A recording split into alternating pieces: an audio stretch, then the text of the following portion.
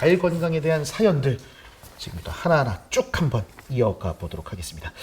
발 건강에 대한 사연들을 굉장히 또 많이 보내주셔가지고요. 네. 저희가 또 고른다고도 굉장히 힘들었습니다. 아, 네네. 사연 주신 여러분께 대단히 감사의 말씀 전하면서 첫 번째 사연을 여러분께 소개해드리도록 하겠습니다.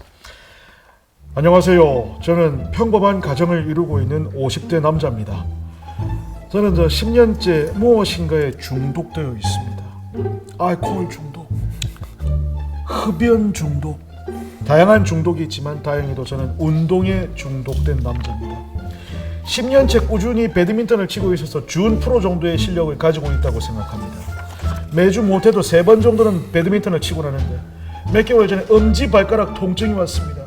살짝 삐끗했다고 생각한 저는 대수롭지 않게 넘기고 일상생활에도 지장이 없을 정도로 방치를 했더랬습니다.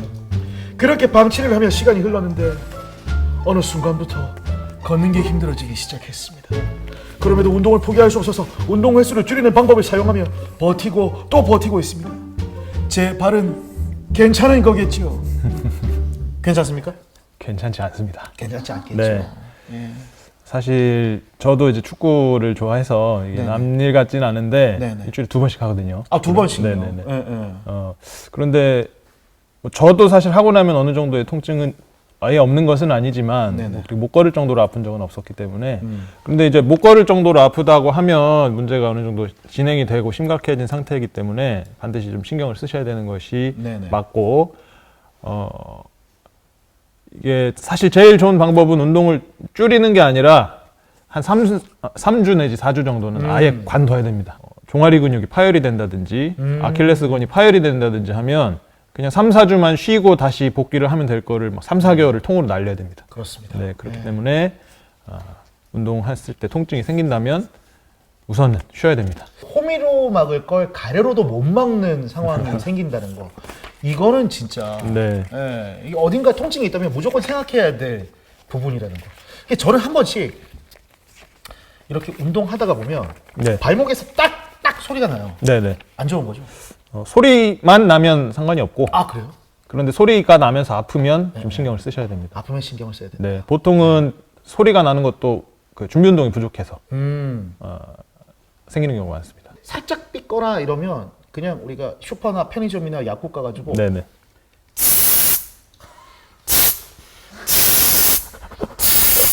맞아요. 진짜 뿌리시는 소리가 나는데. 스프레이 파스도 괜찮죠. 네, 네, 괜찮습니다. 그것도. 예. 그것도 이제 충분하게 이제 냉각 자극이 되기 때문에 아주 심하게 다친 경우가 아니라면 가벼운 정도의 그런 손상에는 뿌리는 파스로도 네네. 충분히 응급 처치는 되니까 네. 참고하시면 되겠습니다. 이거 우리가 알면서도 잘 행동이 안 되는 건데 네. 살짝 다치면 괜찮다고 다시 하면 진짜 더 큰일 날 수 있습니다.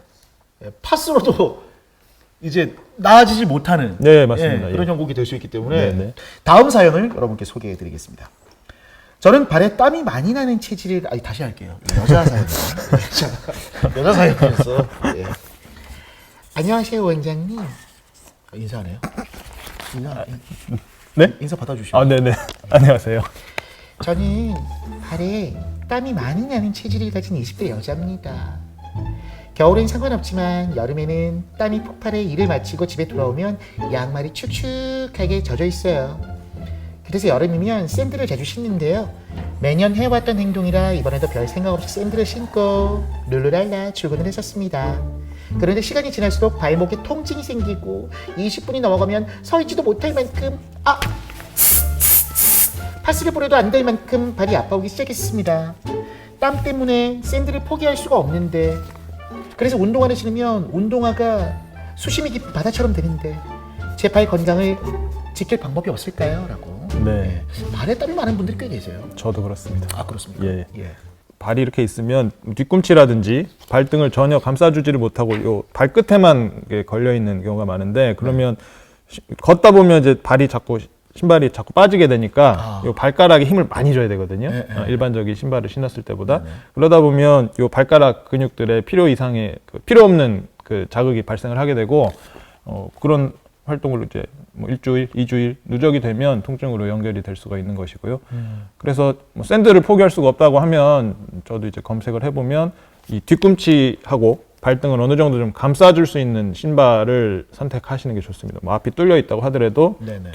뒤하고 이 발등만 좀 감싸주면 발목에 지탱이 되면서 부담이 좀 덜 가게 되거든요. 그래서 그런 제품으로 선택을 하셔서 착용을 하시는 게 좋겠습니다.